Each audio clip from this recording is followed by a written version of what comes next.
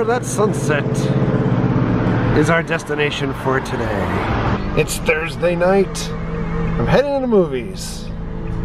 No Mary. I'm gonna go see Black Panther.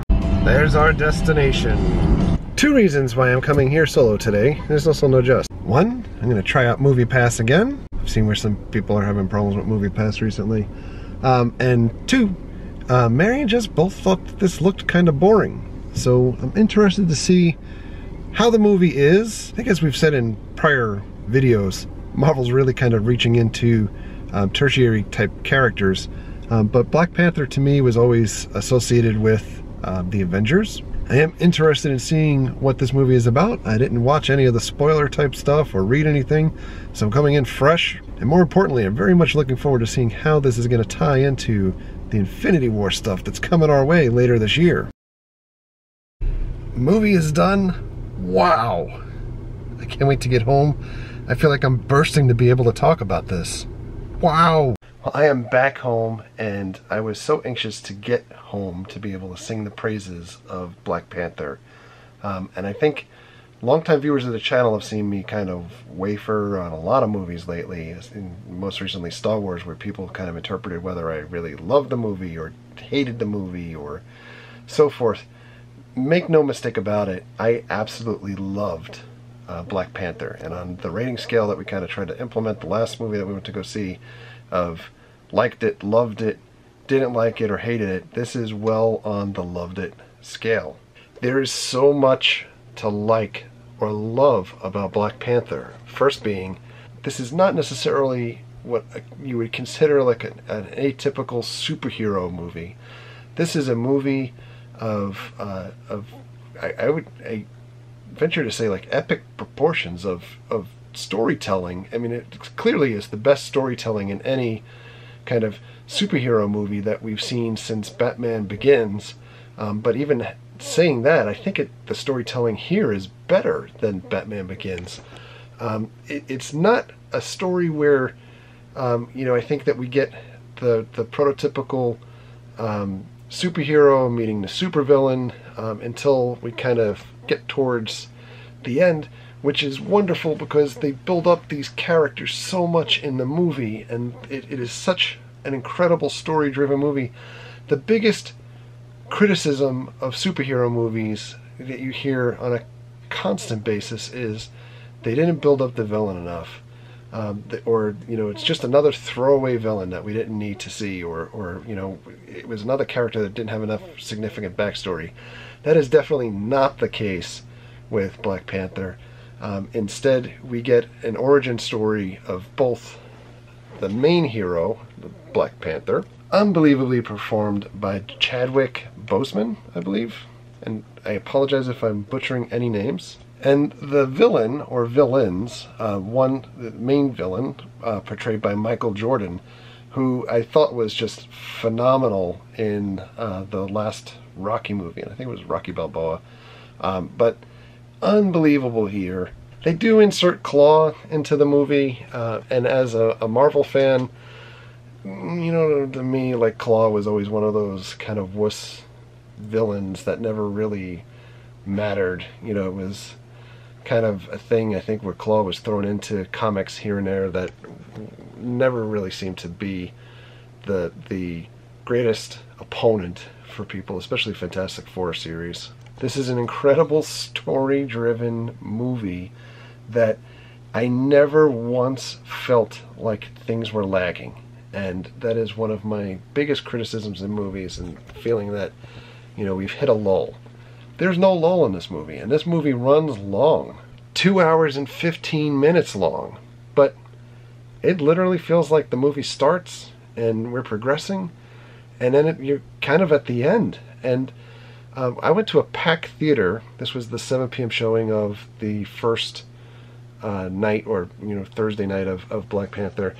There were people sitting around me that sat on the edge of their seats instead of reclining back and the seats all reclined. People had their seats forward and they were leaning in to the movie because they were that sucked in.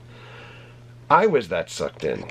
and I know folks are going to focus on the cultural significance of this movie. In saying that, I think this is a really special movie with the storyline and the characters born out of African descent, and the cast being, predominantly African American or African in descent as well. And there is a really strong female presence in the movie from multiple characters. And I am sure I am going to butcher names, so I apologize in advance. But Danae Gurira, I know I always say her name wrong, famous from The Walking Dead.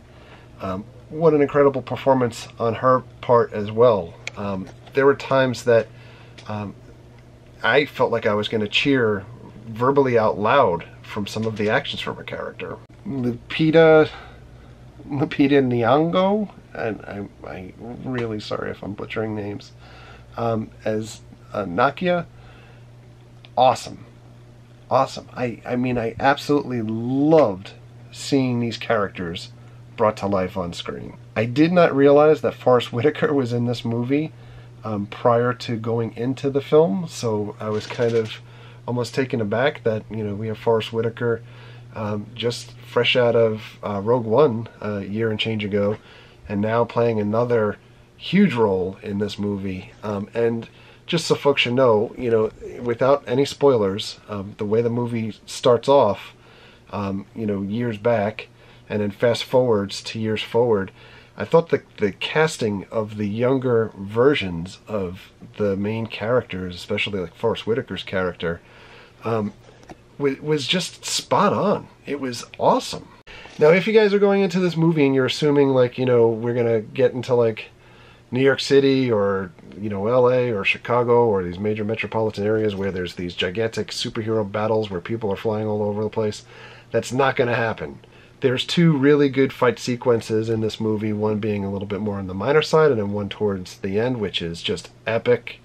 One of the best fight scenes, I think, in any of the movies, and it really felt like, as a viewer, I was invested in the outcome of the fight. It wasn't necessarily like a Civil War, Captain America Civil War fight where there's people all over the place, and you can't focus on what is happening with the main subjects. There were times in this movie that I thought, we're at a point now where, oh my God, like, is Iron Man going to fly in, or is Captain America going to be injected in this movie?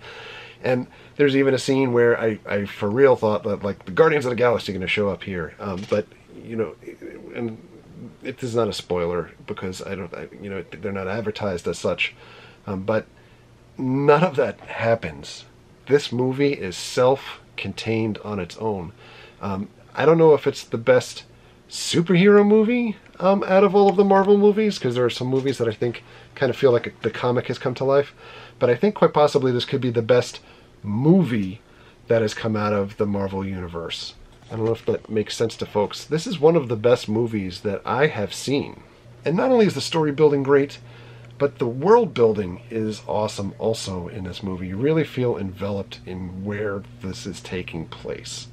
It primarily takes place in Wakanda, but there are other scenes elsewhere in the world that the plot takes place in as well.